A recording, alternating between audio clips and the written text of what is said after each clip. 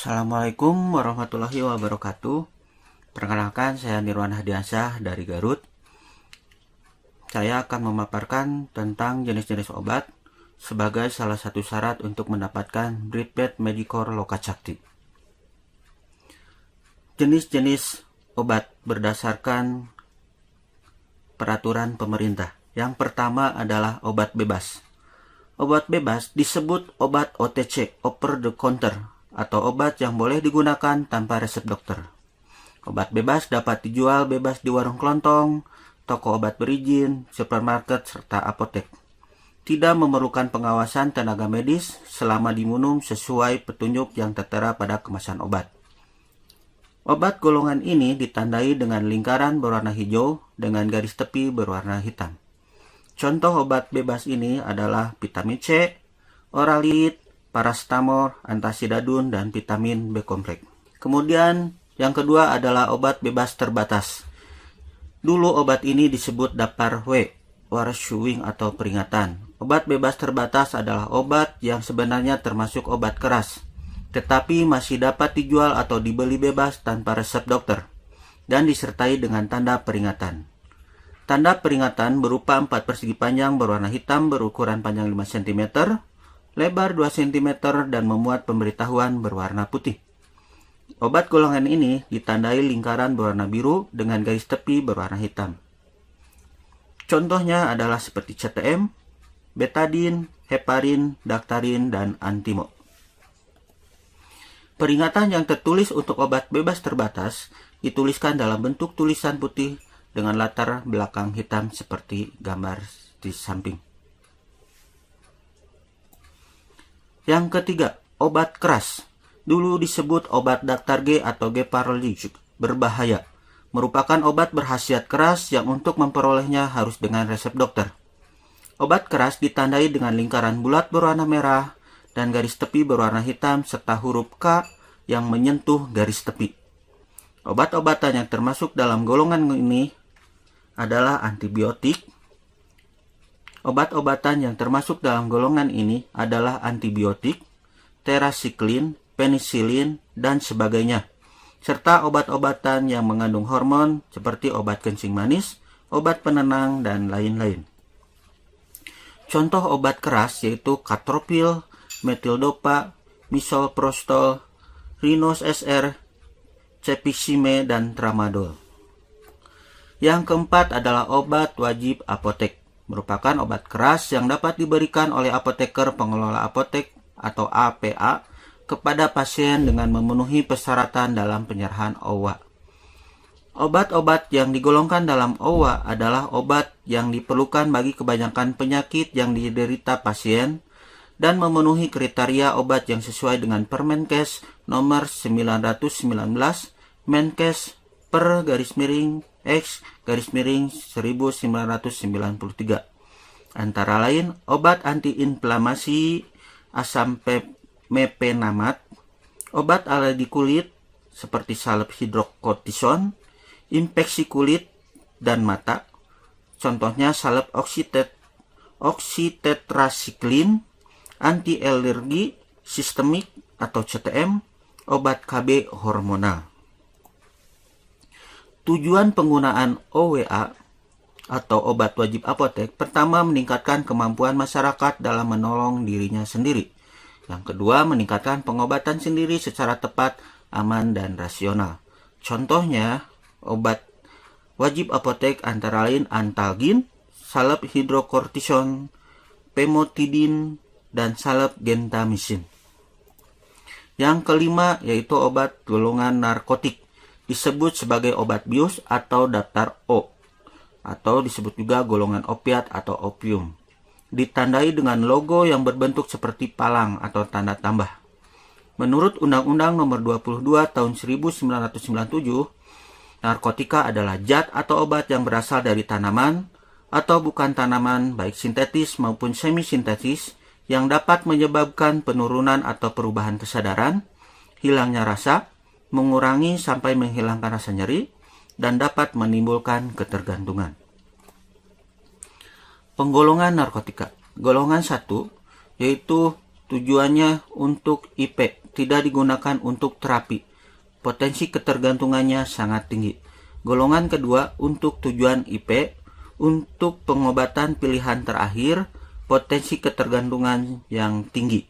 Dan yang ketiga, golongan 3, untuk atau tujuannya IP, untuk terapi dan pengobatan, potensi ketergantungan ringan.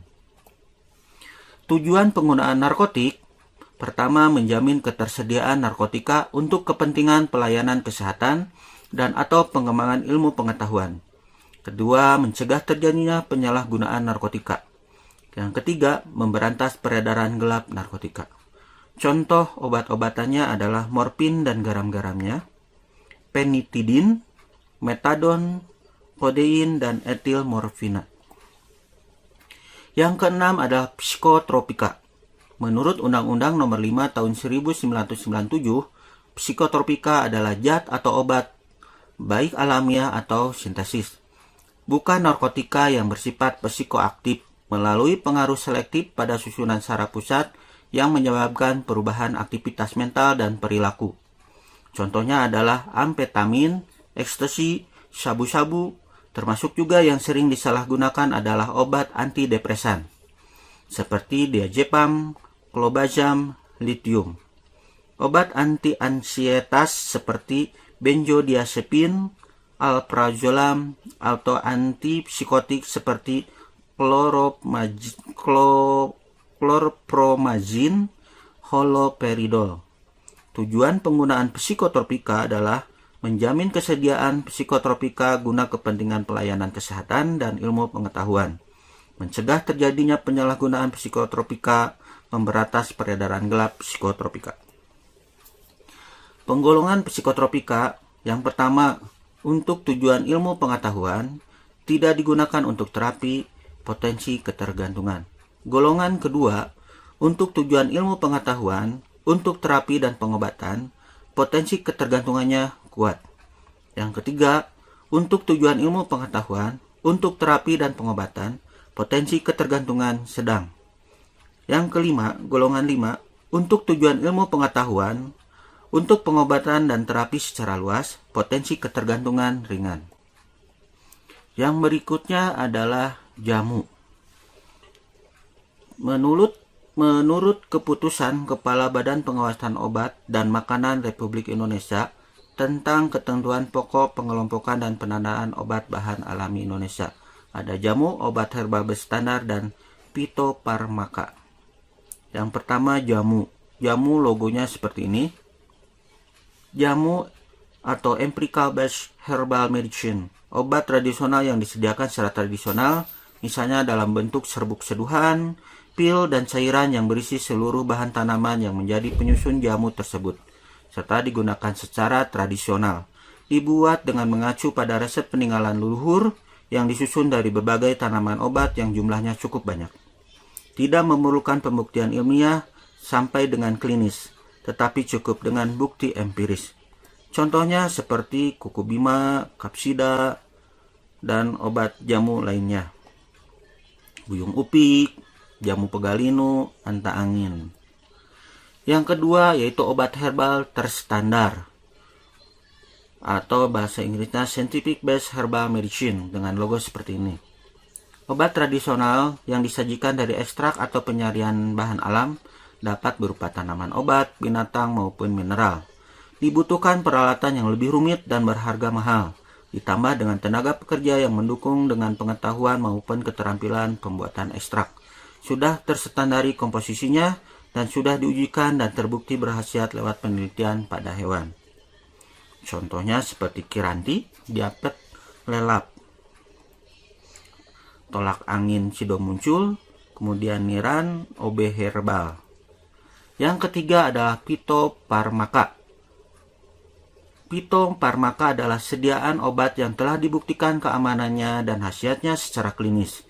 Bahan bakunya terdiri dari simplicia atau sediaan galenik yang telah memenuhi persyaratan yang berlaku. Istilah cara penggunaannya menggunakan pengertian farmakologi seperti diuretik, analgetik, antipiretik, dan lain-lain. OT yang dapat disejajarkan dengan obat modern karena proses pembuatannya telah terstandar dan ditunjang bukti klinis pada manusia. Pembuatan memerlukan tenaga ahli, waktu yang lama dan biaya yang tinggi. Contoh fitofarmaka seperti Stimuno, Helwabel diabetadek, Tensigard, Exgra. Contoh fitofarmaka Diabener Nyonya Menir, Citumona dexamerica, Tensigard parpos. Yang contoh lainnya ada Remanir Nyonya Menir, Nodiar Kimia Farma, Exgra parpos.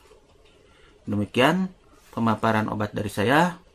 Assalamualaikum warahmatullahi wabarakatuh. Salam Pramuka.